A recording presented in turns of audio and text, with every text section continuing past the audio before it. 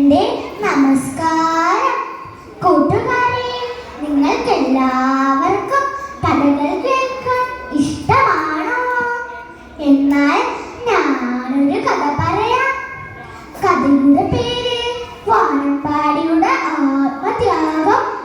പണ്ട് പണ്ട് എന്നുവെച്ചാൽ വളരെ പണ്ട് അറേബ്യയിലെ സുൽത്താൻ കൊട്ടാരത്തിൽ മനോഹരമായൊരു പൂന്തോട്ടമുണ്ടായിരുന്നു. ആ പൂന്തോട്ടത്തിൽ ധാരാളം പക്ഷികളും ഉണ്ടായിരുന്നു. ആ കൂട്ടത്തിൽ മനോഹരമായി പാട്ട് പാടുന്ന ഒരു വാനമ്പാടിയും ഉണ്ടായിരുന്നു. അവളുടെ പാട്ടുകൾ കേൾക്കാൻ എന്തു രസമാണെന്നോ! ഒരിക്കൽ വാനമ്പാടിയുടെ മുന്നിൽ ഒരു വനദേവത പ്രത്യക്ഷപ്പെട്ടു. എന്നിട്ട് പറഞ്ഞു, അല്ലയോ വാനമ്പാടി, നിന്റെ പാട്ടുകളെല്ലാം നമുക്ക് വളരെ ഇഷ്ടപ്പെട്ടിരിക്കുന്നു. നാം നിനക്ക് 3 വരങ്ങൾ നൽകാം. അത് നിനക്ക് എപ്പോൾ വേണമെങ്കിലും ഉപയോഗിക്കാം.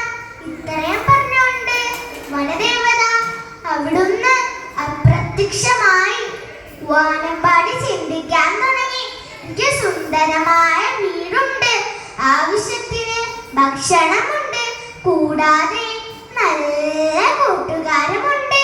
പിന്നെ എന്തിനാണ് എനിക്ക് വരം? ഇതാണ് എന്റെ കൂട്ടുകാർക്കും വേണ്ടി ഉപയോഗിക്കും. അങ്ങനെ ഇരിക്കെ ഒരു പ്രാപ്പിടിയൻ അവിടെ എത്തിച്ചേർന്നു. ഓരോ ദിവസവും ഓരോ കിളികളെയും കൊത്തിത്തിന്നു. അങ്ങനെ ഒരു ദിവസം ചിക്കിത്തത്ത നെൽമണികൾ കൊത്തി തിന്നുകയായിരുന്നു. അപ്പോൾ അവളെ പ്രാപ്പിടിയൻ റാഞ്ചിയെടുത്തു.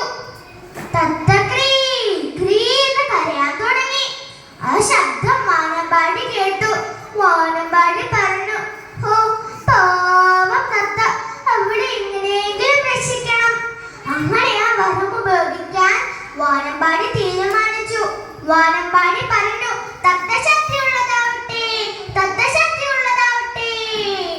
പെട്ടെന്ന് തത്ത വീർത്തു വീർത്തു വലുതാവാൻ തുടങ്ങി. ഭാരം താങ്ങാനാവാതെ പ്രാപ്പിടിയൻ തത്തയെ താഴെയിട്ടു. തത്ത രക്ഷപ്പെട്ടു. മറ്റൊരു ദിവസം ഒരു മഞ്ഞക്കിളിയെ പ്രാപ്പിടിയൻ റാഞ്ചിയെടുത്തു. അതിനും തന്റെ വരം ഉപയോഗിച്ചു മഞ്ഞക്കിളിയെ രക്ഷപ്പെടുത്തി. 2 വരം തീർന്നു. ഇനി ബാക്കി 1 വരം കൂടെ ഉള്ളൂ. അതും കൂടി തീർന്നാൽ നമ്മുടെ എല്ലാവരെയും പ്രാപ്പിടിയൻ കൊത്തി തിന്നും. കിളികളെല്ലാം വിഷമത്തോടെ ഇരുന്നു. വാനമ്പാടി പറഞ്ഞു, കൂട്ടുകാരെ, നിങ്ങളാരും വിഷമിക്കണ്ട. ഞാൻ നിങ്ങൾക്ക് വേണ്ടി എന്റെ ജീവൻ പോലും കൊടുക്കാൻ തയ്യാറാണ്. ഇത്രയും പറഞ്ഞുകൊണ്ട് വാനമ്പാടി മറ്റൊരു മരത്തിലേക്ക് പറന്നു പോയിരുന്നു. എന്നിട്ട് പാടാൻ തുടങ്ങി. അവൾ ഇതുവരെ പാടിയത് ഏറ്റവും മനോഹരമായിട്ടുള്ള പാട്ടായിരുന്നു അത്. അപ്പോഴാണ് ഒരു പ്രാപ്പിടിയൻ വരുന്നത്. പ്രാപ്പിടിയൻ വിചാരിച്ചു, എപ്പോഴും എന്നെ ഇരകൾ നഷ്ടപ്പെടുത്തുന്ന ഇവനാകട്ടെ ഇന്നത്തെ എന്റെ ഇര. പ്രാപ്പിടിയൻ വാനമ്പാടിയെ റാഞ്ചിയെടുത്തു. പ്രാപ്പിടിയന്റെ കൂർത്ത നഖങ്ങൾ വാനമ്പാടിയുടെ ശരീരത്തേക്ക് തുളച്ചു കയറി. വാനമ്പാടി വേദന കൊണ്ട് പിടഞ്ഞപ്പോഴും വിചാരിച്ചു, 2 വരം തീർന്നു. ഇനി ബാക്കി 1 വരം കൂടെ ഉള്ളൂ. അത് എനിക്ക് വേണ്ടി ഉപയോഗിക്കണം, എന്റെ കൂട്ടുകാർക്ക് വേണ്ടി ഉപയോഗിക്കണം.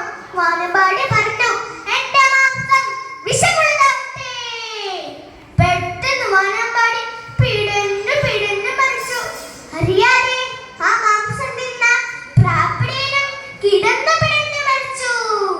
കൂട്ടുകാരെ, ഇതിൽ നിന്നെല്ലാം ഞാൻ ഇതാണ് മനസ്സിലാക്കേണ്ടത്.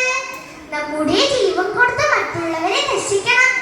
വാനമ്പാടിയെ പോലെയാകാൻ നമ്മുടെ കൊച്ചുഹൃദയത്തിൽ ദൈവം അനുഗ്രഹിക്കണം.